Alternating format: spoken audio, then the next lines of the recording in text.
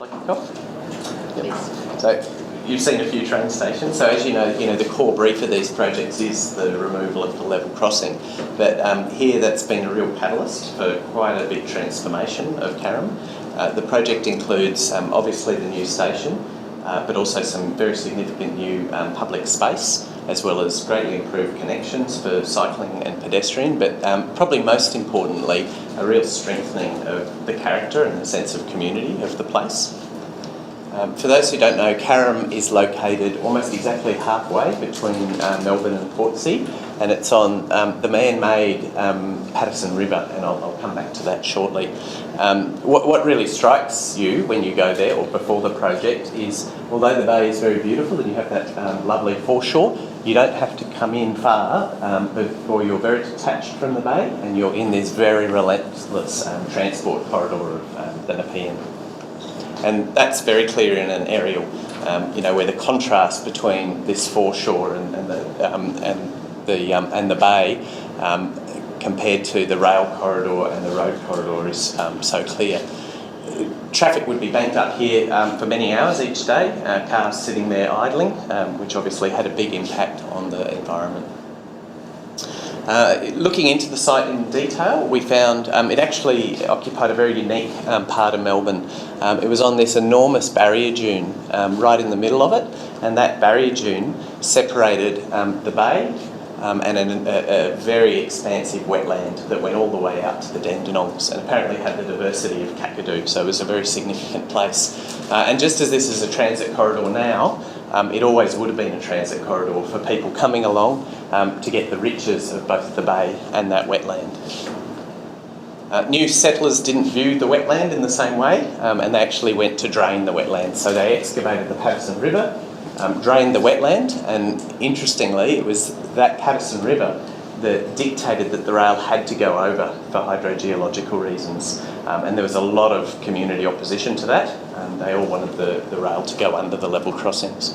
The project includes, at the north, a new bridge over the Paterson River, the station precinct connected to the bay by a new Foreshore Park, the second entrance, and at the far south, what's called the Eel Race Road underpass. So all in all, the site is 1.3 kilometres across and 0.3 of a kilometre deep. And if we zoom in to the station, the main station entry is right at the node between the Cloud Roads, the Nepean and Station Street, right in the heart of Carrum, and the second entrance is further to the south.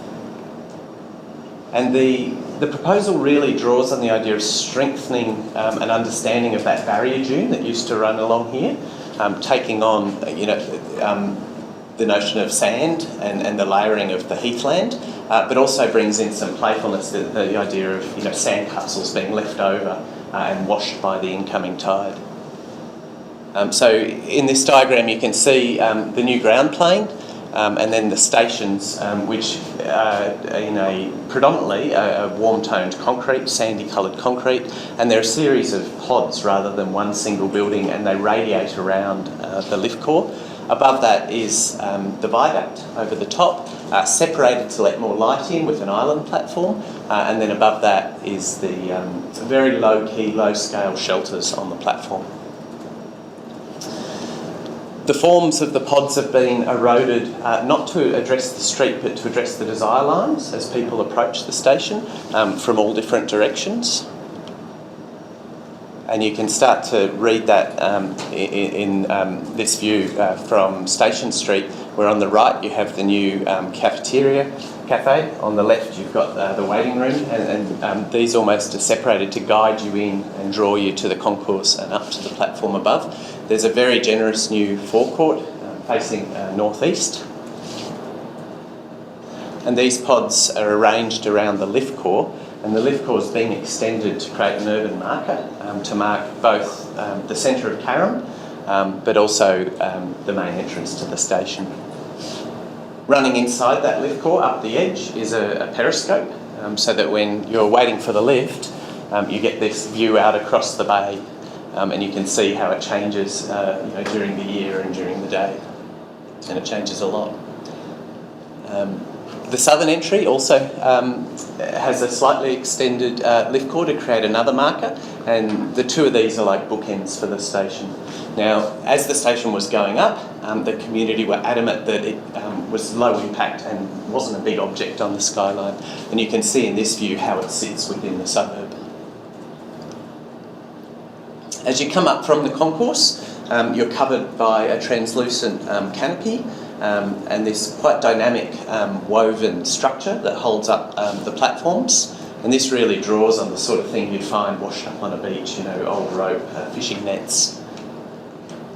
And so it's a ribbon that weaves itself in between the seating and all of the station furniture that's required on a platform.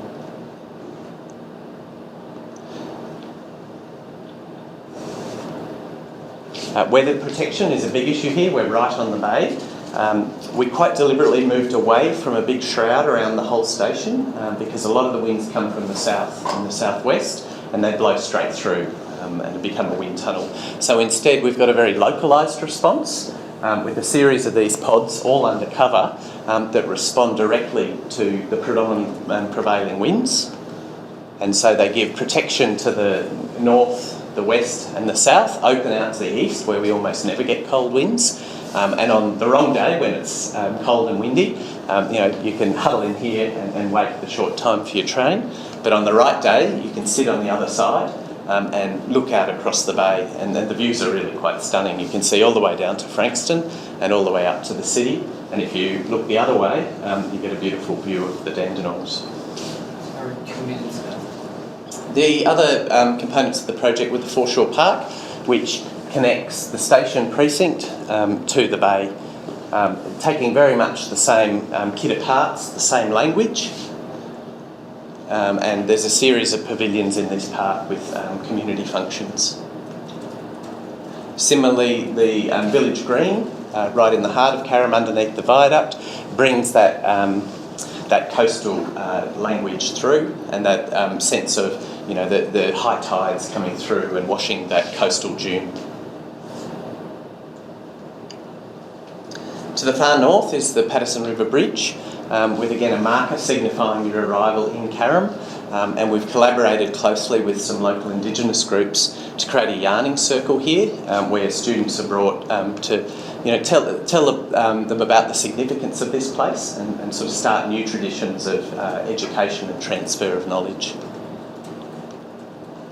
And similarly, up at Eel Race Road underpass, we've worked with a local artist, indigenous artist, and he's worked up this beautiful mural that tells the story of this place over time.